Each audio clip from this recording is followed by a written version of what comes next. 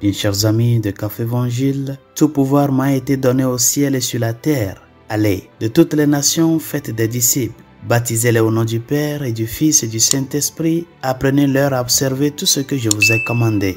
Et moi, je suis avec vous tous les jours jusqu'à la fin du monde. Bien chers amis, nous célébrons en ce jour la solennité de la très sainte Trinité.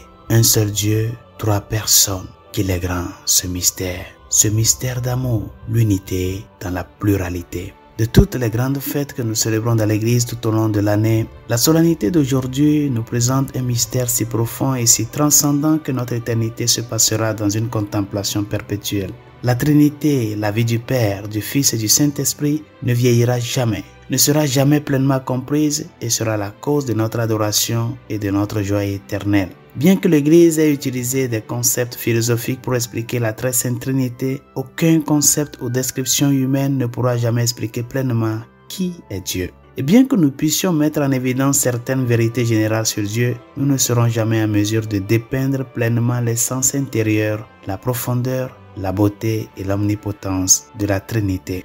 En considérant ce fait, chers amis, il est important de comprendre que la très sainte Trinité n'est pas d'abord un mystère théologique que nous essayons de définir. Au contraire, la Trinité est d'abord une communion de personnes que nous sommes invités à connaître et à imiter. Ce n'est pas par déduction intellectuelle que nous apprenons à connaître Dieu. Nous apprenons à connaître Dieu par une union priante avec lui. Et bien que la théologie soit exceptionnellement utile et importante, l'essence de Dieu est au-delà de tous les concepts philosophiques que nous pouvons définir. Le Père, le Fils et le Saint-Esprit sont des personnes. Et en tant que personnes, chers amis, ils veulent être connus. En tant que personnes, ils sont ouverts à une relation personnelle. Et ils veulent être connus avant tout par une vie de prière profonde et intime. Prier une personne, bien sûr, c'est prier toutes les personnes puisqu'elles sont un seul Dieu. Mais nous sommes néanmoins appelés à une relation d'amour avec le Père, le Fils et l'Esprit Saint.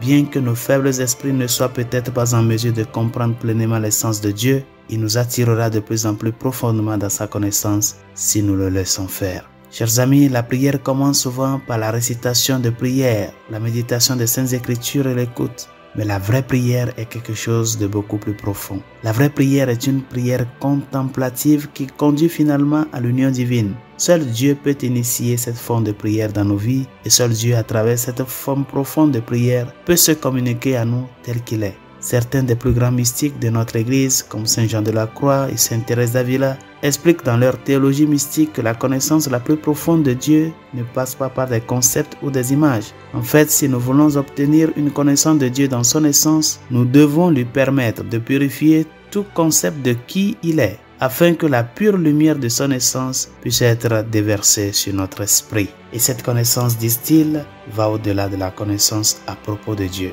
C'est le début d'une connaissance de Dieu. Résolution de ce jour.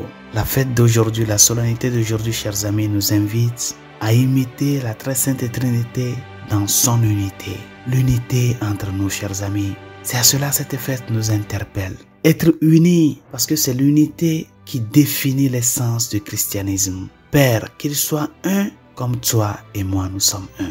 Travaille pour l'unité, cher ami, avec les membres de ta famille, avec tes amis, dans ton lieu de travail. L'unité entre nous. Bien que nous avons des points de vue divergents, nous ne devons pas nous laisser que nos différences nous amènent à la division. Mais plutôt que ces différences soient une source de richesse pour notre meilleur vivre et pour notre croissance sur le chemin qui mène à Dieu. Bonne journée, Dieu vous bénisse.